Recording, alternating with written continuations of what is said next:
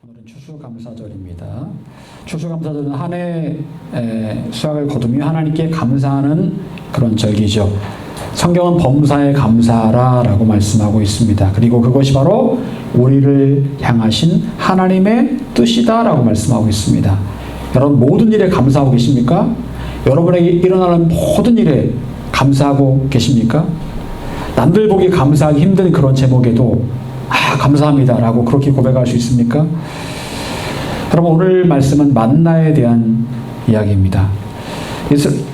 이스라엘 백성들은 애굽에서 나온 이후에 40년간 만나를 먹고 살았습니다. 7절에 보게 되면 만나는 까치와 같고 모양은 진주와 같다라고 말씀하고 있습니다. 아마도 동글동글하게 생겼던 것 같습니다. 꿀 섞은 과자 맛 같은 꿀꽈배기 같은 맛, 그런 맛이 아닐까 싶어요. 꿀꽈배기 같은 그런 맛. 이스라엘 백성들이 애굽에서 나올 때 어떤 걱정을 했을까요? 앞으로 40년을 광야를 살아야 되는데 어떤 걱정을 했겠습니까? 어떻게 먹고 살 것인가를 걱정을 하지 않았겠습니까? 100만 명이 넘는 사람들이 어떻게 먹고 살 것인가? 가지고 온 양식도 한계가 있고 농사를 지을 수도 없고 광야에서 어떻게 양식을 구할 것인가? 이것은 우리들의 고민과도 같습니다. 우리는 항상 고민합니다. 무엇을 먹고 살 것인가? 어떻게 하루하루 살아갈 것인가? 생계에 대해서 고민을 하게 됩니다. 여러분, 그리고 하나님께서 택하신 방법은 무엇이었습니까? 기상천외한 방법이었습니다. 한밤중에 이슬처럼 먹을 것을 땅에 내려주시는 거예요. 그러면 그걸 주워다가 먹기만 하면 되는 아주 놀라운 그런 일이 벌어지게 된 겁니다. 여러분 그런 일이 벌어진다면 얼마나 좋을까요? 쌀을 할 필요도 없이 매일매일 저녁에 뭔가 내리고 아침에 일찍 일어나서 그걸 주면 된다라고 한다면 얼마나 좋겠습니까? 여러분 만나를 통해서 우리가 알게 되는 중요한 사실이 있습니다. 내가 하나님 안에 있고 하나님의 자녀라면 하나님께서는 반드시 하나님의 자녀를 먹이신다라는 거예요. 하나님 안에 있으면 하나님의 자녀는 절대로 굶지 않게 하신다. 여러분 자녀는 걱정하지 않습니다.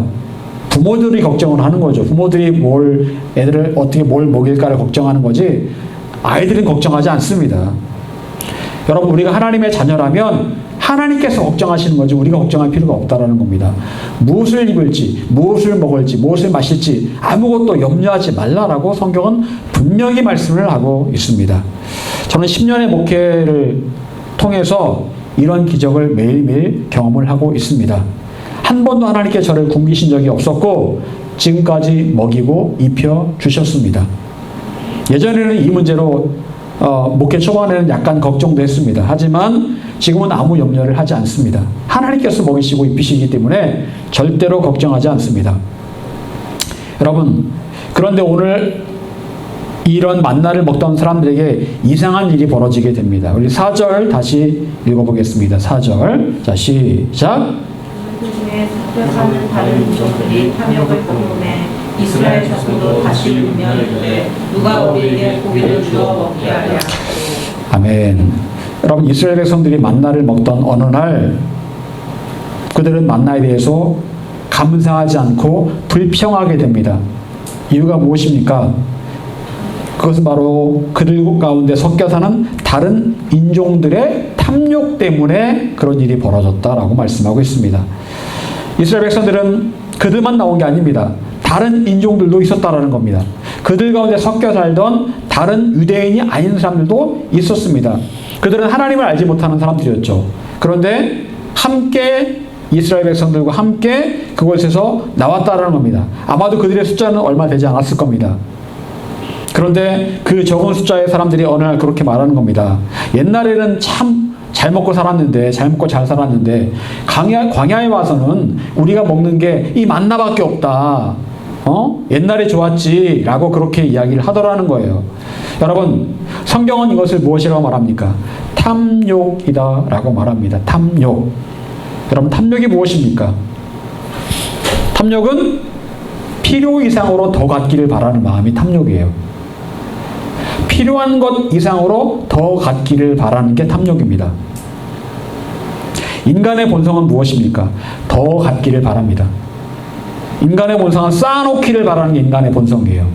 하나를 갖고도 또 하나를 갖고 싶어서 손을 내미는 게 인간의 본성이에요. 여러분, 먹을 게 있으면, 맛있는 게 있으면 어린아이들은 어떻게 합니까? 하나 손에 쥐고 또 한 손에 또 그걸 잡으려고 그래요. 그거 하나만 먹어도 배부르거든요? 근데 빵 하나를 손에 쥐고 또 다른 손을 내밀어서 또 다른 빵을 잡으려고 한다니까요?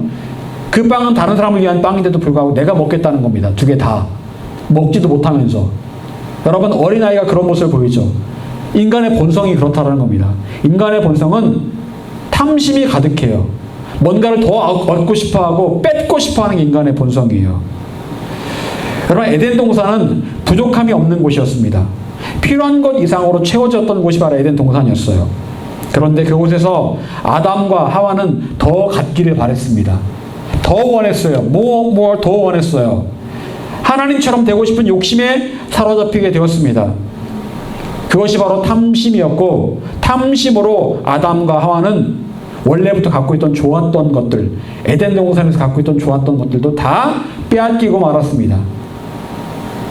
탐심 때문에 다 빼앗기고 말았다는 겁니다. 여러분, 자본주의의 문제가 왜 생길까요? 자본주의가 문제가 분명히 생깁니다. 그래서 공산주의 이론이 발달을 한 거잖아요. 자본주의가 왜 문제가 있을까요? 그것은 바로 필요 이상으로 더 갖기를 바라는 마음, 욕심이 있기 때문에 그래요. 사람들의 마음 가운데 욕심이 있기 때문에 자본주의에 문제가 생기는 겁니다. 그래서 자본주의에 생기는 문제 가운데 가장 중요한 문제 가운데 하나가 뭐예요? 빈익빈 부익부 아닙니까? 가난한 사람들은 더 가난해지고 부자는 더 부유해지고, 그래서 공산주의 이론이 발달을 한 거잖아요. 여러분, 부자는 더 갖기를 바랍니다. 100마리의 양을 가진 부자가 한 마리의 양을 자식처럼 그 양을 키우는 그 집의 양을 억지로 끌고 와서 잡아먹는다니까요. 내 거 100마리를 내버려 두고 한 마리 양밖에 없는 사람의 양을 끌고 와서 잡아먹는다니까요. 성경에 나와 있잖아요. 그런 예가요. 여러분, 그게 인간의 본성입니다.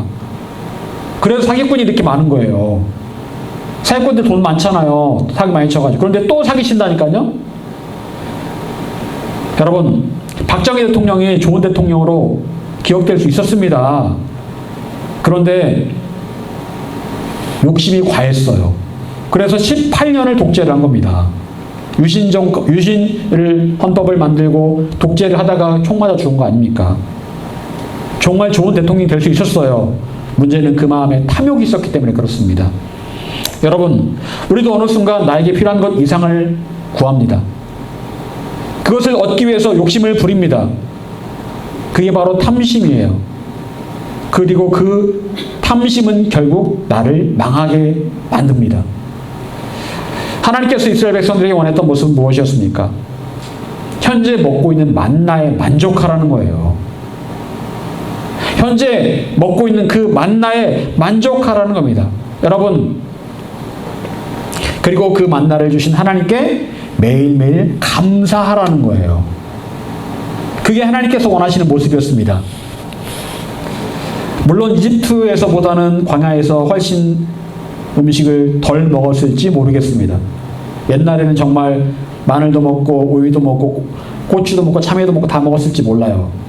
그때보다는 훨씬 단순한 음식을 먹는 거죠. 만나만 먹으니까요.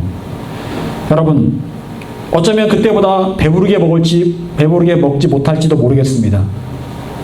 여러분, 그런데 하나님 뜻은 무엇일까요? 그 한 가지 만나를 먹으면서도 만족하고 감사하라는 거예요. 여러분, 이것저것 다 먹고 싶죠? 옛날에 먹던 거 다 먹고 싶죠?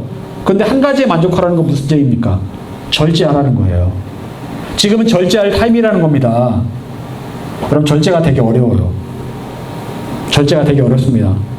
제가 병원을 다니면서 음식을 절제를 하잖아요. 2년 동안 된장찌개를 먹어본 적이 없어요. 청국장을 먹어본 적이 없습니다. 2년 동안. 단 한 번도. 2년 동안 그 좋아하는 감자를 먹어본 적이 없어요. 왜 그런 줄 아십니까? 몸에 안 좋기 때문에 그런 거예요. 제 몸에 안 좋기 때문에 그걸 안 먹어요. 먹을 수 있지만 안 먹어요. 그게 절제거든요. 옛날에 애굽에서 먹던 좋은 것들 많습니다. 그런데 그것들 먹지 말고 참으라는 거예요. 여러분, 성령의 9가지 열매 가운데 하나가 무엇입니까? 바로 절제입니다. 성령의 사람은 절제할 줄 알아요. 할 수 있지만 하지 않는 겁니다. 먹을 수 있지만 먹지 않는 것이고, 더 가질 수 있지만 더 가지려고 욕심내지 않는 게 절제예요. 그런데 요즘 사람들 어떻습니까? 내 몸이 당기는 대로, 내가 원하는 대로 그냥 갖기를 원하고 더 먹기를 원해요. 그러니까 각종 성인병에 시달리는 거 아니겠습니까? 하나님의 뜻은 절제예요, 절제. 하나만 먹어라. 내가 너에게 원하는 것은 지금 하나만 먹는 거야. 조금만 먹는 거야. 하면 그렇게 하라는 겁니다. 그런데 감사하지 못했습니다. 왜 그럴까요? 그것은 바로 그들 가운데 섞여 있는 하나님을 알지 못하는 사람들 때문에 그런 일이 벌어졌다. 여러분, 어쩌면 그 하나님을 알지 못한 그 다른 인종들은 한마디씩 툭툭 던졌을 겁니다. 아, 옛날이 좋았지. 옛날에 잘 먹었는데. 요즘 봐봐. 이거 하나밖에 못 먹잖아. 이 뭐 질리지도 않아? 아주 소수의 사람들이 다수에게 여론 조작을 통해서 그들을 선동하고 있었다는 겁니다. 여러분, 어제 제가 맛있는 걸 이렇게 먹었는데 거기 보니까 그 가게에 보니까 귤 박스가 하나 있더라고요. 근데 귤 박스를 어제 처음 뜯더라고요. 놀랬어요. 살짝 이렇게 보는데 놀랬어요. 귤이 다 썩었어요. 다 썩었어. 여러분, 귤이라는 게 어떻습니까? 한 개만 썩은 게 있어도 어떻게 될까요? 다 썩어버려요. 며칠만 지나면. 아주 작은 한 개가 전체를 다 오염시켜버립니다. 여러분, 그렇습니다. 몇몇 안 되는 사람들의 그 부정적인 말들이, 불평 어린 말들이 전체를 다 오염시켜버린다라는 거예요. 처음에는 그냥 흘려듣습니다. 그런데 나도 모르는 사이에 그들의 세상적인 말들, 부정적인 말들이 점점 그 공동체 전체를 다 오염시켜버린다. 전염시켜버린다라는 겁니다. 10명의 정탐꾼의 그 부정적인 말들이 결국 100만 명 전체를 다 부정적으로 만들어버렸다는 겁니다.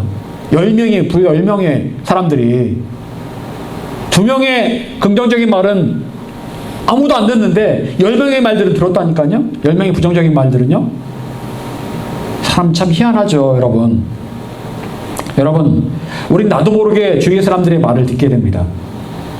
하나님을 알지 못하는 세상 사람들의 그런 인간적인 말들, 부정적인 말들, 현실에 대한 말들을 듣습니다. 그리고 나도 모르게 그런 말들에 영향을 받게 됩니다. 이게 우리의 현실이고 우리의 살아가는 삶의 모습이에요. 여러분, 저는 지금 상인들 중에서, 자영업하는 분들 중에서 장사 잘 됩니다라고 말하는 사람을 단 한 사람도 들어보지를 못했어요. 근데 여러분, 그거 아십니까? 코로나 때도요, 그들은 장사 안 된다고 했어요. IMF 때도 안 된다고 했어요. 2008년 세계 금융위기 때도 안 된다고 했어요. 항상 안 된대, 항상. 항상 안 된다고, 항상 늘 부정적으로 말해요. 아, 죽을 지경이라고, 마지못해 버티는 거라고. 물론 힘들겠죠. 하지만 단 한 사람도 그래도 할만합니다 라고 말하는 사람 제가 보지를 못했어요. 여러분, 지금 상황에서 만약 전쟁 나면 어떻게 될까요? 자영업 하는 것도 못합니다. 그럼 뭐라고 말할까요? 차라리 전쟁 안 날 때 그때가 더 좋았다고 그렇게 말할 거예요. 늘 옛날이 좋았다고 말해요, 사람들이요. 현재에 대해서 힘들어도 좋습니다, 잘 될 겁니다, 괜찮습니다 라고 말하는 사람은 거의 없습니다. 거의. 이게 인간의 본성이라니까요. 불평을 입에 달고 살아요. 부정적인 말들을 입에 달고 삽니다. 인간의 본성이에요. 늘 어렵다고 말합니다. 여러분, 우리도 주변 사람들의 그 말에 영향을 받을 수밖에 없습니다. 그게 현실이에요. 헬조선이니 어쩌니. 다른 나라 사람들 우리나라 그래 좋다고 말하는데 왜 우리나라 사람들만 헬조선이라고 말합니까? 예? 돌아보면 얼마나 좋은 나라입니까? 안전하고 참 좋은 나라인데, 근데 정작 우리나라 사람들은 헬조선이라는 거예요. 헬조선. 여러분, 하나님을 알지 못하는 사람들 얼마나 부정적입니까? 얼마나 인간적으로 말합니까? 저도 때로 그럴 때가 있습니다. 하지만 그렇게 말하면 어느 순간에 내 마음에서 감사했던 마음이 무너져 버립니다. 인간적으로 부정적으로 말하는 그 순간 감사가 사라지고 무너져 버립니다. 여러분, 내 안에 감사하는 마음을 지키는 게 얼마나 중요합니까? 감사할 줄 아는 사람이 결국 가나안에 가게 되는 거예요. 감사할 줄 모르는 사람들은 전부 다 광야에서 다 죽었습니다. 여러분, 그래서 우리는 불평하는 사람, 부정적인 사람과 가까이 하지 않기 위해 노력해야 됩니다. 그런 사람들이 주위에 많아요. 그런 사람들 가까이 하지 않기 위해 노력해야 돼요. 이때 이 부정적으로 말하는 그 다른 인종들을 끊어냈어야 되는 거예요. 너희 집을 가, 너희 동네로 가, 원래 너희 고향으로 가 라고 말을 했어야 되는데 끊어내지 못했습니다. 여러분, 또한 내가 그런 불평하는 사람, 부정적인 사람이 되지 않기 위해 노력을 해야 됩니다. 불평과 부정적인 입술은 작은 것에서 시작이 돼서 공동체 전체를 부정적으로 만들고 감사의 마음을 뺏어가기 때문에 그렇습니다. 여러분, 그렇다면 우리는 어떻게 이 감사를 무너뜨리는 사람들과 싸울 수 있을까요? 어떻게 하면 될까요? 우리가 세상을 살다 보면 그런 사람들 옆에 많잖아요. 어렵다, 힘들다, 누구 뒷담화하고 그런 얘기 사람 많잖아요. 어떻게 하면 좋을까요? 그런 사람 옆에 있는데 아예 대화를 하지 말아야 될까요? 여러분, 가능하면 그들의 말에 반응하지 마세요. 그냥 한 귀로 듣고 한 귀로 흘리면서 그냥 꾹 참고 그냥 버티세요. 어렵지만 그냥 버티고 한 귀로 듣고 한 귀로 흘려버리는 겁니다. 굳이 그 말에 맞장구를 칠 필요가 없다라는 거예요. 굳이 내가 맞장구를 치면 나도 모르게 그렇게 변해요. 가능하면 그런 자리에 가지 않고, 가능하면 그런 소리를 들을 수밖에 없는 상황이라면 반응하지 않도록 노력을 해야 됩니다. 그리고 정말 가능하다면 끊어버리는 게 제일 좋은 거예요. 여러분, 어렵습니다. 인간관계를 맺고 살기 때문에 참 어려워요. 혹시라도 부정적이고 감사하지 못하는 마음이 들어올 수 있습니다. 그래서 나도 모르게. 그럼 어떻게 해야 됩니까? 회개하고 즉시 기도해야 됩니다. 여러분, 세종대왕의 중요한 일화가 하나 있죠. 안 좋은 소리를 들으면 세종대왕이 어떻게 했다고요? 자기 귀를 씻었답니다. 이렇게 안 좋은 소리를 들으면 들어오자마자 아이고 하면서 이걸 귀를 씻었대요. 여러분, 우리의 마음도 그렇게 씻어내야 됩니다. 부정적인 말들, 인간적인 말들을 우리가 듣고서 그런 부정적인 마음이 들어오려고 하면, 아니면 들었다 하면 어떻게 됩니까? 우리 마음을 씻어내야 되는 거예요. 어떻게? 회개 기도함으로 씻어내야 됩니다. 우리 매일매일 회개해야 돼요. 왜냐하면 수시로 나도 모르게 죄를 지을 수 있기 때문에 그렇습니다. 부정적인 말을 하고 감사하지 못하는 것이 하나님의 뜻이 아님에도 불구하고 그렇게 행동하고 말했던 적이 얼마나 많습니까? 그래서 우리는 얼굴을 씻어내듯이 매일 우리의 마음을 씻어내야 합니다. 그래서 죄가 내 마음에 쌓이지 않게 그렇게 해야 돼요. 그래야 영이 죽지 않고 생명력을 유지할 수 있습니다. 이스라엘 백성들은 광야에서 만나를 40년간이나 먹고 살았습니다. 오로지 만나가 그들의 양식이었고, 만나가 없었다면 굶어 죽었을 거예요. 만나는 굉장히 중요한 양식이었고 생명을 이어주는 하나님의 선물이었습니다. 하나님의 선물이었어요. 매일같이 하나님의 선물이 하늘에서 내려옵니다. 여러분, 선물을 받는 사람의 자세는 어떤 게 바람직한 자세입니까? 감사해야죠. 감사. 그런데 그걸 당연하게 생각하고 나아가 부정적으로 말하고 불평한다면 선물 주는 사람이 얼마나 마음이 찢어지게 아프겠습니까? 매일매일 만나라는 선물을 주는데 옛날이 좋았다. 여러분, 하나님께서 오늘 뭐라고 말씀하세요? 그렇게 말하는 그 이스라엘 백성들에게 뭐라고 말씀하십니까? 너희들이 나를 멸시하는구나. 내가 너희들에게 매일 선물을 주는데 불평하고 원망하면서 옛날이 좋았다고? 하나님 말씀하세요. 니들 나를 멸시한다. 여러분 정말 그렇지 않겠습니까? 선물을 줬는데 선물에 감사하다는 말을 하는 게 아니고 아우 옛날 게 더 좋았는데 저게 더 좋은데 여러분 마음 어떻겠어요? 나를 멸시하는구나 라고 생각하지 않겠습니까? 그 선물을 멸시하는 게 아니고 선물을 준 그 사람 멸시하는 거라니까요. 감사하지 않으면 마땅히 감사할 일에 감사하지 않으면 하나님을 멸시하는 거예요. 당연하다. 당연하지. 나는 선물 받을 만한 사람이야 라고 생각한다면 그건 그 선물을 준 사람을 멸시하는 거예요. 하나님 마음이 얼마나 아팠겠습니까? 마땅히 감사할 일에 감사하지 못하니까 하나님 마음에 분노가 일니다. 분노가 일어요. 그래서 하나님께서 그 분노하시면서 그들의 죄값으로 그들을 광야에서 죽게 하십니다. 여러분 감사하지 않는 게 뭐란 얘기예요? 죄라는 얘기예요. 마땅히 감사할 일에 감사하지 않는 게 죄입니다. 죄니까 하나님께서 분노하시죠.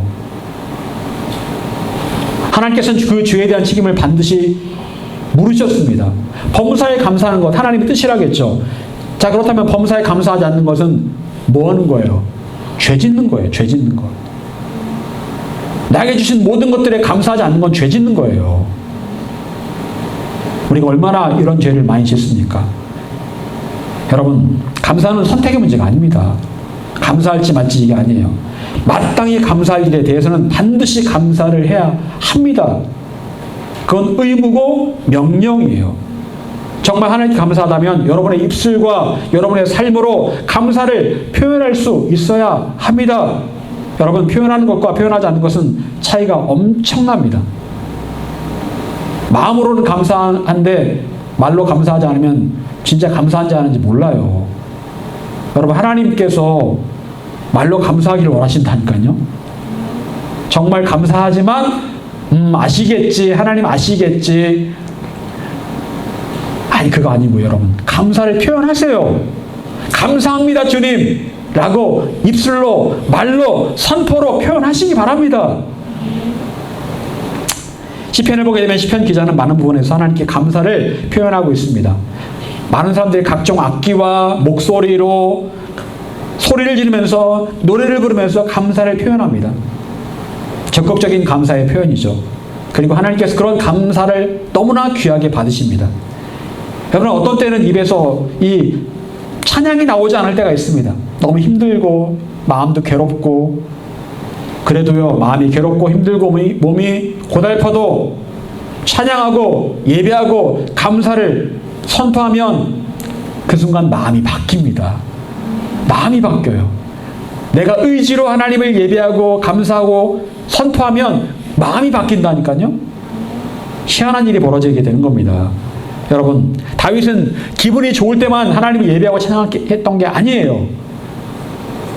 다윗의 예배와 감사의 특징은 어떠한 순간에도 가능했다라는 거죠.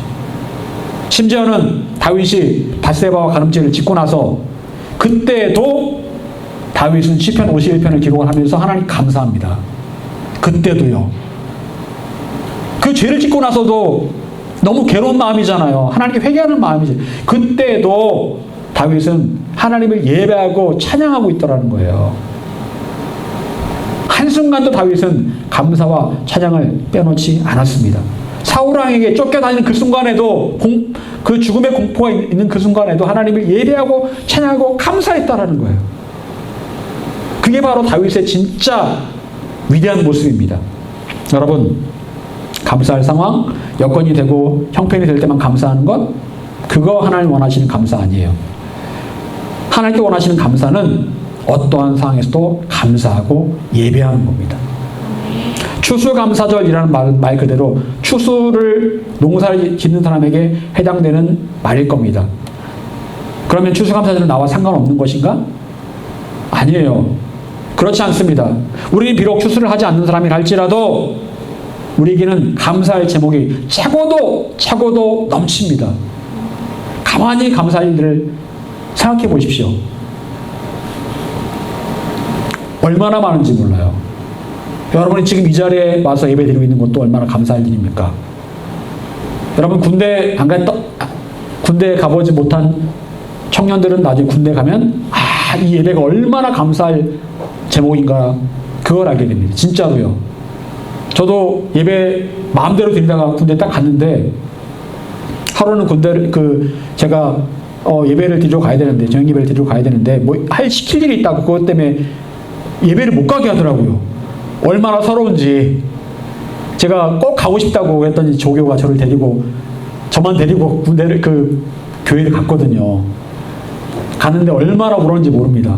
그 깜깜한 밤에 얼마나 울었는지 몰라요. 너무나 마음에 너무나 하나님 향한 갈망하는 마음 때문에 너무나 얼마나 울었는지 몰라요. 그때요. 정말 예배가 너무나 소중하구나.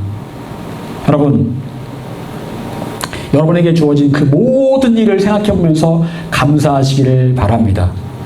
당연하게 생각하지 마세요. 지금 여러분의 손에 쥐어진 그 만나가 있습니다. 그 만나를 보면서 마땅한 감사를 실천하시기 바랍니다. 그것이 바로 하나님께서 기뻐하시는 감사의 모습이에요.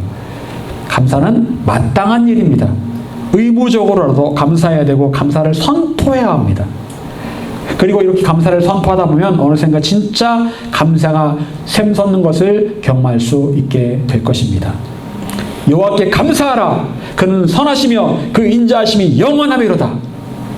명령하고 있잖아요. 여호와께 감사하라.